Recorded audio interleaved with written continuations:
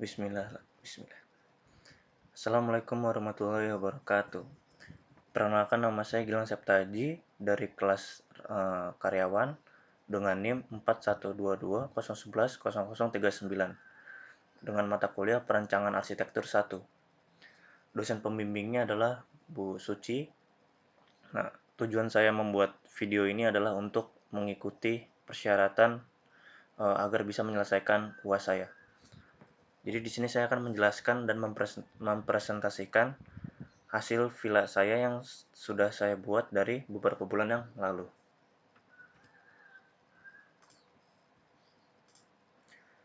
Jadi villa itu adalah sarana penginapan yang tidak hanya digunakan untuk beristirahat saat berlibur ataupun saat berkreasi, tetapi juga perlu ketentuan tertentu untuk sarana tempat berkumpul dan musyawarah atau rapat dengan memberikan pelayanan jasa kamar dan ruangan rapat. Nah, terus juga villa ini dibagi menjadi 3. Yang pertama ada villa resort, yang kedua ada mountain villa, yang ketiga ada beach villa.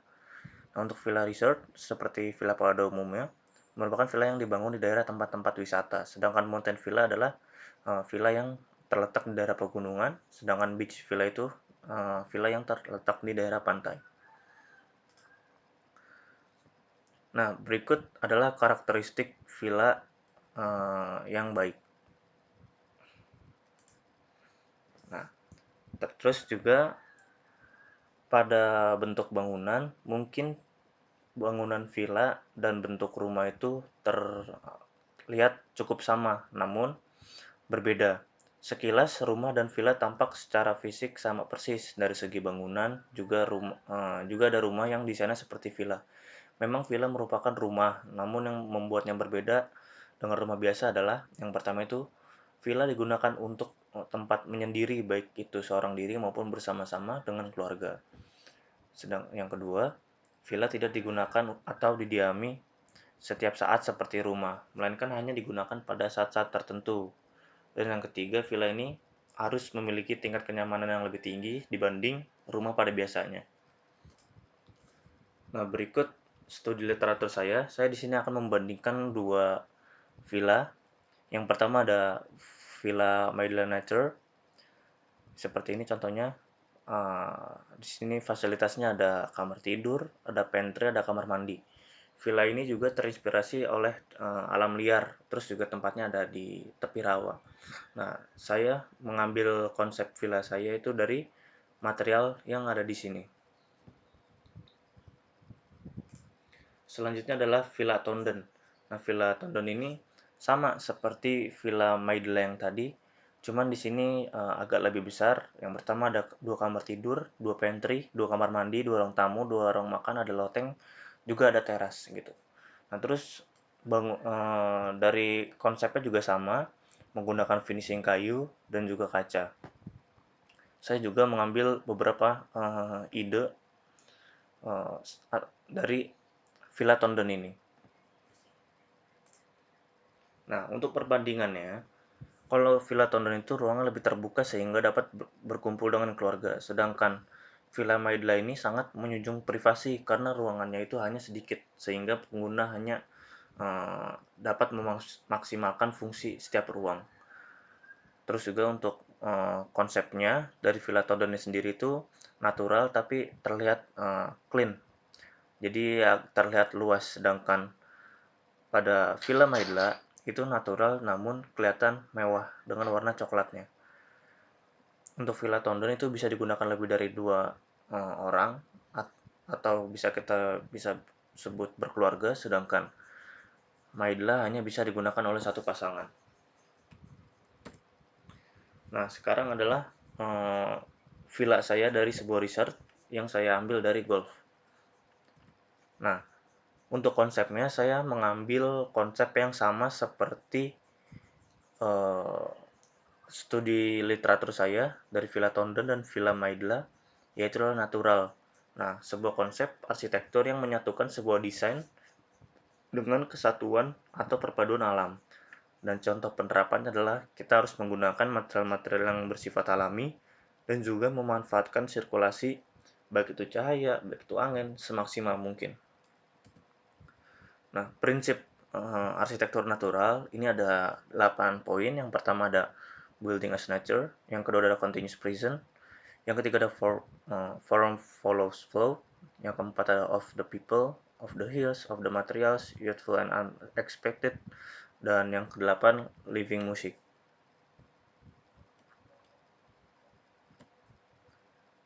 Hal yang harus diperhatikan dalam membuat villa, yang pertama tingkat kenyamanannya harus tinggi.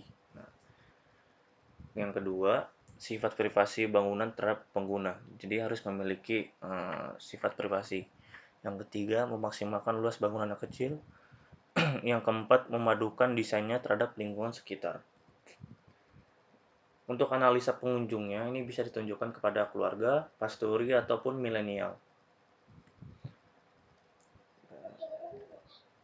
Nah, ini adalah organisasi makronya. Maksudnya adalah secara subjektif dari resort itu. Jadi nanti villa itu jauh dari parkiran. Villa itu jauh dari parkiran dan jauh juga dari kantor pengelola. Jadi untuk menuju villa nanti harus berjalan dulu sejauh kurang lebih 1 kilometer. Nanti juga ada fasilitas pendukungnya seperti mobil kart golf. Nah, saya membuat villanya itu, saya memilih tapaknya yaitu ada di Kota Bogor, atau lebih tepatnya di Gunung Gelis. Nah, Gunung Gelis itu termasuk daerah yang berkontur. Terus juga daerah itu juga termasuk daerah yang didominasi oleh golf. Nah, berikut adalah data-data tapak yang saya kumpulkan dari tapak tersebut. Yang pertama itu konturnya tidak merata, terus pada situasi lahan masih banyak daerah hijau, terus jalan pedestriannya juga sangat mendukung untuk sebuah villa. Terus yang keempat itu golf vibes, maksudnya didominasi oleh golf. Untuk fasilitas yang ada di sana itu ada drainase, ada listrik, ada pump juga. Nah, terus juga nanti saya akan membuat luas lahan itu sebesar 200 meter persegi. Untuk bangunannya itu hanya sebesar 45 meter persegi. Nah, jadi ini yang tadi saya maksud bahwa pengguna harus jalan dulu, jalan pedestrian warna kuning itu, agar bisa mencapai ke area resort. Karena villanya itu jauh dari parkiran ataupun kantor pengelola. Nah, pada analisa matahari terlihat bahwa posisi tapak sangat menguntungkan dan fleksibel sehingga tapak mampu memanfaatkan energi matahari dari sisi manapun. Seperti itu. Jadi karena sisi utara, barat, timur, selatan itu sama aja. Jadi nanti bisa disesuaikan untuk arah bangunannya. Nah, kita masuk ke konsep bentuk. Nah, awalnya ini merupakan persegi panjang, lalu dipotong menjadi 3 bagian, yaitu dua persegi dan satu jajar genjang. Masing-masing bentuk memiliki kemiringan 5 derajat untuk kemiringan atapnya, seperti itu.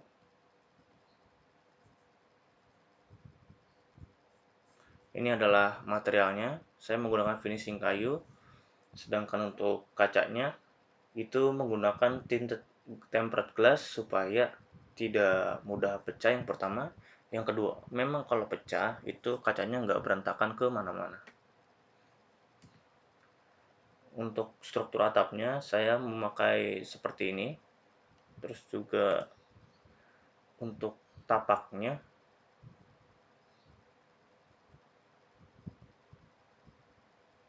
dan juga untuk tapaknya seperti ini. Ada zona private dan juga ada zona semi private. Ada golf, ada bangunannya, dan juga ada gazebo. Nah, untuk memanfaatkan konsep natural, maka bangunan harus memanfaatkan energi sekitarnya secara maksimal, seperti yang tadi saya bilang. Atau juga pada bagian timur, untuk mengumpulkan cahaya pagi hari, akan dibuat dinding kaca. Nah, tapi kenapa saya menggunakan kaca tinted tempered glass selain dia kuat dan juga kalau pecah tidak kemana-mana, dia juga mampu menangkal yang namanya sinar UV matahari. Jadi ruangan ruangan villanya itu tidak akan terasa panas karena akan dipantulkan oleh tinted tempered glass ini. Nah, terus juga pada bagian selatan akan dibuat opening untuk sirkulasi angin, sedangkan pada bagian utara akan banyak vegetasinya seperti itu. Jadi ini adalah bagian depannya, nanti bagian depan, dan yang belakang ini adalah bagian utaranya atau bagian belakang. Ini adalah analisa siklus penggunanya. Ada yang sekadar berwisata dan juga ada yang menginap. Nah, untuk beberapa ruangan, saat kita masuk ke pintu itu nanti kita akan bisa melihat seluruh ruangan, baik itu kamar tidur anak, kamar mandi, pantry atau minibar, ruang keluarga maupun teras. Nah, satu-satunya ruangan yang paling berhubungan itu hanya ada ruang keluarga aja. Ruang keluarga bisa berhubungan dengan minibar dan juga bisa masuk ke pintu masuk. Nah, ini adalah kebutuhan ruang villanya. Saya ada 5 ruang: kamar utama, kamar anak, pantry, WC, dan living room. Untuk kamar utama, saya memakai ukuran 2,5 kali 4, terus kamar anak 3 kali 2,5, pantry 2,5 kali 2,5, WC 1,5 kali 2,5, living room 3 kali 3,5. Nah, untuk aktivitasnya sama seperti ruangan pada umumnya. Terus juga kebutuhan interiornya juga tidak terlalu banyak. Nah, untuk block plan seperti ini. Jadi nanti akan saya jajarkan 3 seperti ini. Dan ini adalah jalanan pedestriannya. Jalan pedestrian, ini juga jalanan pedestrian. Namun yang ini nggak bisa dilewati oleh kart golf atau mobil golf, sedangkan yang ini bisa dilewati kart golf. Nah, sedangkan ini di bawah ini adalah golf yang memiliki elevasi sedikit lebih tinggi. Jadi nanti itu ini agak turun ke bawah. Nah, untuk selanjutnya, untuk side plan, jadi nanti posisinya di sini akan ada villa, yang kedua ada mini golf, yang ketiga ada taman, yang keempat ada gazebo. Nah, untuk dananya seperti ini.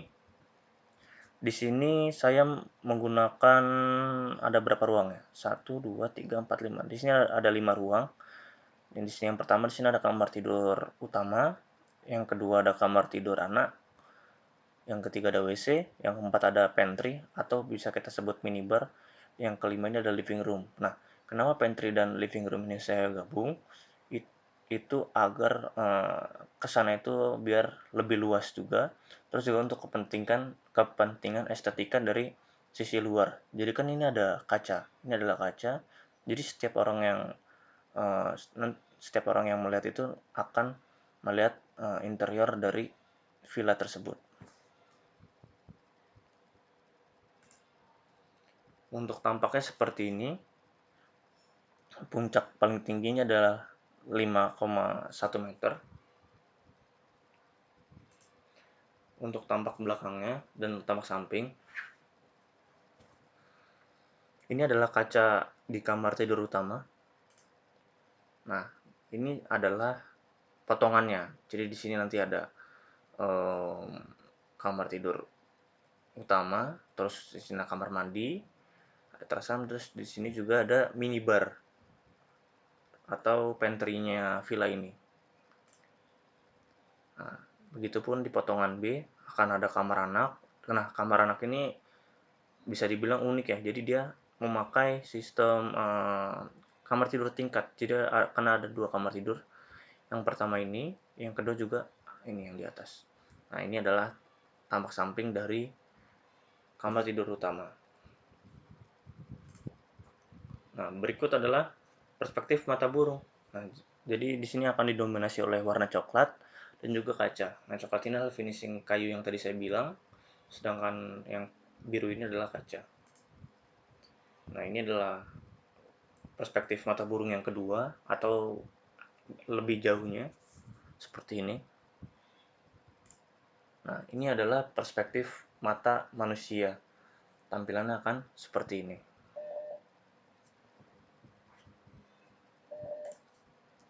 Nah, terus juga pada bagian interior saya mengambil view dari minibar atau pantry.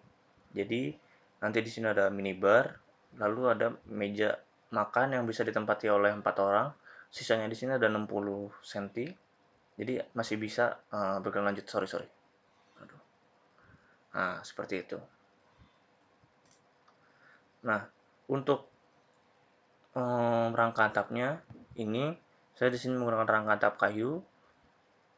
Untuk usuknya saya menggunakan 5/7, baloknya seperti biasa menggunakan 8/12. Nah, kurang lebihnya nanti seperti ini. Nah, ini ada tempered glass tapi versi yang tinted. Nah, ini juga detail atapnya ada di sini. Ada papan raster, ada atap sirap. Nah, ini atapnya namanya atap sirap, boarding, ada tupai, balok kapit 2x6/12.